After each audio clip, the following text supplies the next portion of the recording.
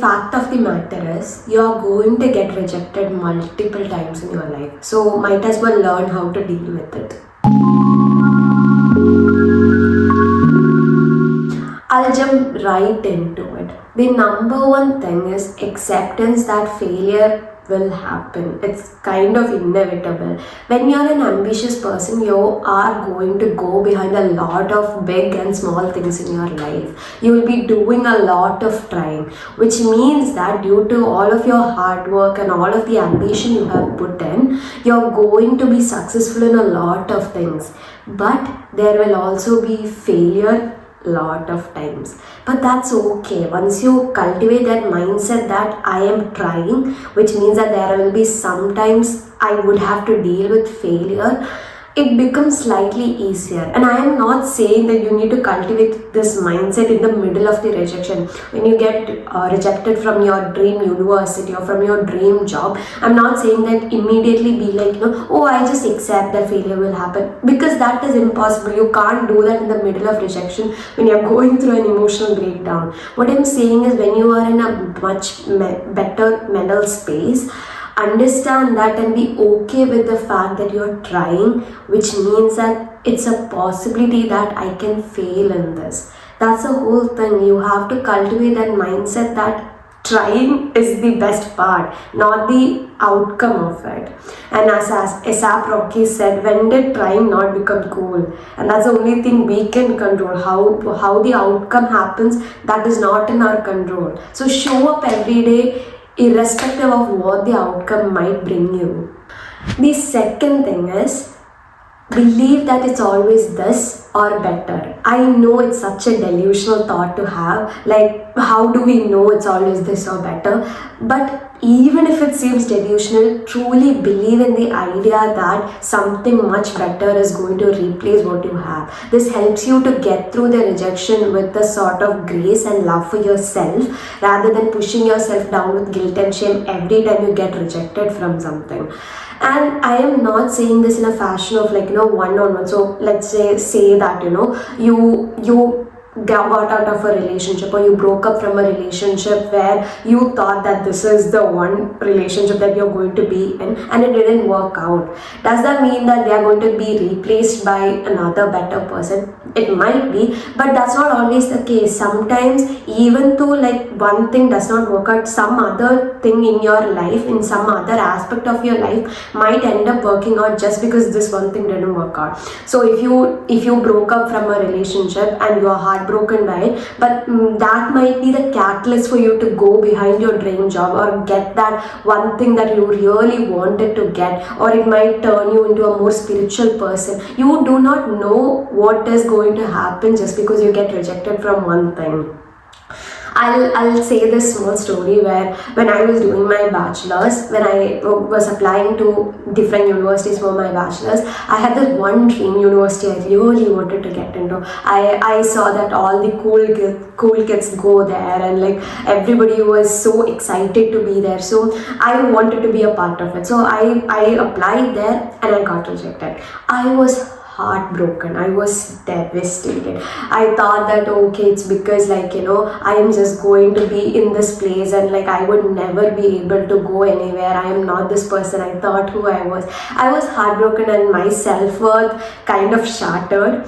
But I did end up going to another university, which was a really good university, but I was dissatisfied because that's where I didn't want to go to. But you know what ended up happening? I ended up meeting and meeting my best friends who I love more than life itself, and they have supported me and loved me through so much. And more importantly, I wouldn't say more importantly, equally importantly, all the things and activities I did there, and all the teachers that I had, they had supported me in finding my highest potential. They taught me what my greatest strengths are, and that is something I have taken throughout my life, in my whole career and in all the things I do. If I did end up going into my dream university, I think I would have been so intimidated by the kind of people there were, and I would have never been able to step into who I am. And I think that's so important. Sometimes we do not know what's happening behind the scenes, But please believe that universe has your best interest and you will be taken care of.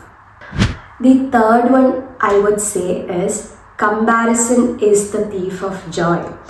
There are millions of people in this world, and every single person has a unique life story to them, and that's what makes life so interesting, because there are so many stories around us, and I think that's the best part of living this life. Imagine if somebody comes and tells you this is exactly how your life is going to go. How boring would that be? And how much ever you admire this one person, you might have this one role model who you want to be exactly like, even then you are not going to have the same life story as them. And that is the best part, because that means that you have a whole life in front of you that is worth living. That's the best part of doing all this stuff. So, and you are only saying it, like all the people you see on the internet and all the people even in your job or in your class, like all these people you see, you only see them in their success stories. You do not see them during their struggle period. You do not know the amount of stuff they had to go through to be where they are. Or maybe you have seen from a third perspective. You have seen, oh, like, no, but life was so easy for them. We do not know that though. From the outside, it might seem that way. There are so many people out there who has everything, and we are like, oh, they might have such an amazing life. But once you ask them, they are not at all happy in where they are at that point of time. So we do not know what's going behind the scenes. And it's so unfair for us to keep comparing our struggle period with somebody else's success period, because that's so unfair. You are in two different chapters of the book, so it's so unfair that you need to compare your struggle period with their success period. All that matters is you have to keep asking yourself, how can I be the best version of myself from yesterday? How can I show up more authentically and be truly myself in this present moment? That's the only thing that matters. That's the only thing you can do. Because one thing I constantly think about every time I feel a bit uninspired, or I feel like I'm comparing myself to others, the mantra that other people are inspiration, not competition, really helps me, because I want to be inspired by them rather than put myself down for all the resources or all the support I might not have. So that's all we can do. Show up as your best version and stop comparing yourself to others, and stop thinking that one rejection is going to turn your life into something and you would never be able to achieve what somebody else has. The fourth thing I would say is lose the battle, win the war. When you have a long-term goal in your life, there are so many small things you have to do before you reach that ultimate goal. Which means that if you get rejected in one of those steps, are you just going to let go of all your dreams and desires and just give up? Hell no. We are going to be sad for a while. We are going to allow ourselves to be sad for a while, and then we are going to get up, dust ourselves off, and see what else is out there. If you want to be a successful entrepreneur, I don't even know whether I'm saying it right, but entrepreneur.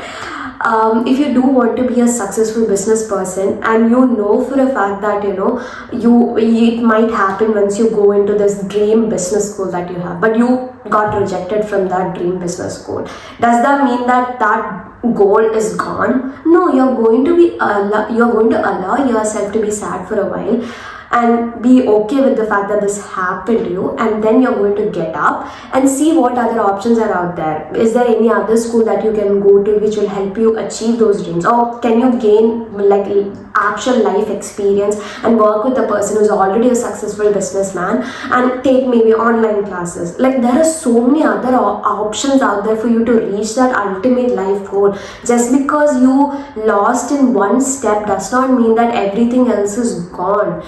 Do you want to manifest or marry your soulmate, and you have been in relationships before but it did not work out, acknowledge the fact that you are heartbroken and do some deep reflection of why you keep getting rejected or why it's not working out for you, because that's the only thing we can do, right? That's the only thing in our control. how the outcome happens is not in our control. But once you realize how these are the steps I can take to reach my ultimate goal and be okay with the fact that sometimes I might lose in the small step, that's the whole point. And to know that it's all going to be okay, because you are going and you're fighting for your long-term goal.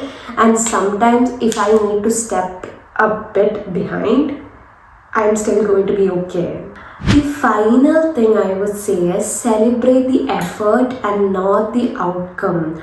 Usually what people does is they celebrate only the success that happens in their life. So our brain kind of associate the success with reward and nothing else. So any effort you put in is not even acknowledged by us. We only see that success as a measure of our self-worth. But once you start switching the narrative and kind of celebrate the effort and the amount of work you have put in something, that effort sort of becomes your reward, and therefore the outcome of it becomes less important. And after a while success can be a good outcome, you kind of stop thinking success as the only measure of your self-worth, or even believing that an outcome of rejection means that you are inherently not worthy.